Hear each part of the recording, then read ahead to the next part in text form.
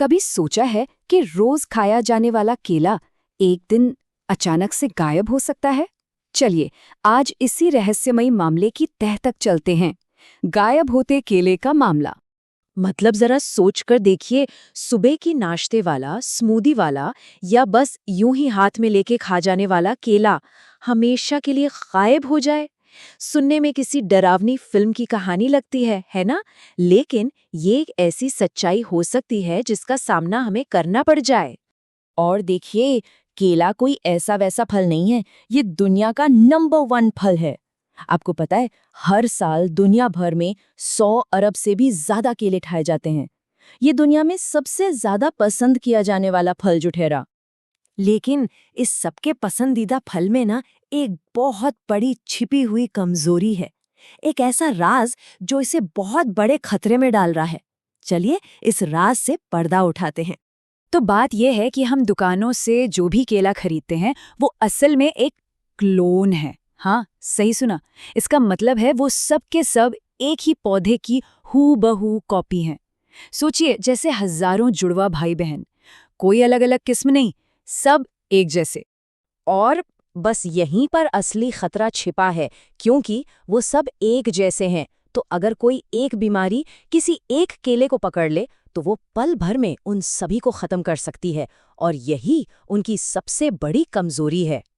और यकीन मानिए, ये सिर्फ कोई डराने वाली बात नहीं है, ऐसा पहले हो चुका है। चलिए आपको सुनाता हूँ केलों की एक पुरानी, थोड़ी डरावनी कहानी। बहुत समय पहले की बात है। हमारे दादा दादी के जमाने में एक अलग ही तरह का केला आता था, ज्यादा मीठा, ज्यादा स्वादिष्ट। नाम था बिग माइक। लेकिन फिर क्या हुआ? एक जानलेवा बीमारी आई, पनामा डिजीज, और उसने बिग माइक को बाजारों से हमेशा हमेशा के लिए गायब कर दिया। और अब लगता है कि इतिहास खुद को दोहरा रहा है। वो ही पुरानी बीमारी एक नए और ज्यादा खतरनाक रूप में वापस आ गई है, और इस बार उसके निशाने पर है हमारा केला। देखिए, पुरानी बीमारी ने तो बिग माइक को खत्म कर दिया था, पर अब जो नई और ज्यादा ताकतवर बीमारी आई है, ट्रॉपिकल रेस 4 या TR4, वो हमारे आज के केले यानी कैवेंडिश पर हमला कर रही है। और सबसे डराने वाली बात जानते हैं क्या है?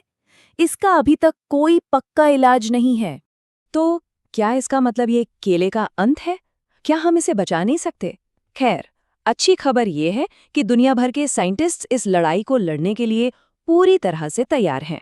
तो मोटे तौर पर हमारे पास 3 रास्ते हैं। पहला तो ये कि इस बीमारी से लड़ने के लिए कोई दवा बनाई जाए। दूसरा, लैब में केले के जीन्स में थोड़ा बदलाव करके एक तरह का सुपर केला तैयार किया जाए जो इस बीमारी से लड़ सके। या फिर तीसरा रास्ता, कोई बिल्कुल ही नया केला ढूंढना। पर सवाल ये है कि क्या लोग उसके स्वाद को अपनाएंगे?